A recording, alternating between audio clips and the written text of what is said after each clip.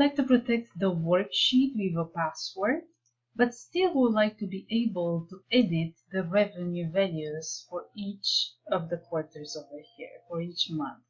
So let's see how we do that.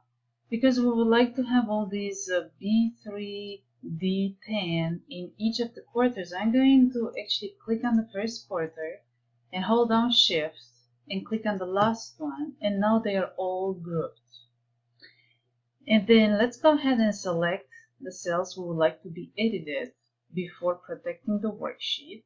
And we can go to Format, right-click Format Cells, and in the Protection tab, let's actually uncheck Lock. So now they can be edited. If you try to protect the worksheet, if they're grouped, you cannot really do that. So I need to ungroup them, and you actually have to do this manually for each of them. I'm going to do only for quarter number 1, and let's see how it looks. So we go to Protect Worksheet, and over here you have all these options. So we are sure to have Select Locked Cells and Select Unlocked Cells. So the unlocked cells would be the editable cells, and the locked cells would be the ones you cannot edit. Also, if you have a formula, you cannot see it. So let's put a password over here. I'm going to put exploring with capital E and with the number 0. Instead of I, I'm going to put exclamation mark, and let's push OK. And I have to retype the password. And let's see what actually happened. So if we try to type something here, it surely works. If we try to type something here, it doesn't. Remember, the only cells we unlocked were these. Okay, so if we try to type somewhere else, it doesn't really work. And that's great if you don't want people to change your work over here. If you only want them to input what needs to be input. So these are the cells for the revenue. So those are the only input values. Now let's protect the entire workbook. So when someone opens the file, they need to actually provide a password. We can go to the File tab, Info, and from the Info, we have Protect Workbook. It also warns us that one or more sheets have been locked, and that would be QTR1. So I locked only quarter 1. And you can provide the password if you want here, or you can just leave it as it is.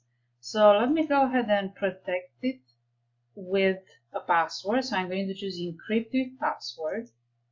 And then I'm going to type the same password.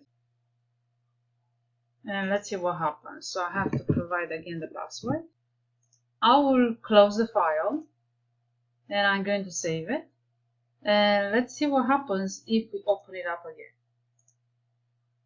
So if you open it up again, this time you cannot do anything unless you provide the password. And once you're in, remember quarter 1 is also protected. So if I try here to type something or anywhere for that matter, it won't work. It will only work in the input here for the revenue. Okay, so if I try to change the revenue here, it will actually work. Let's now go back and let's remove the password. I'm going to simply remove it from here and push OK.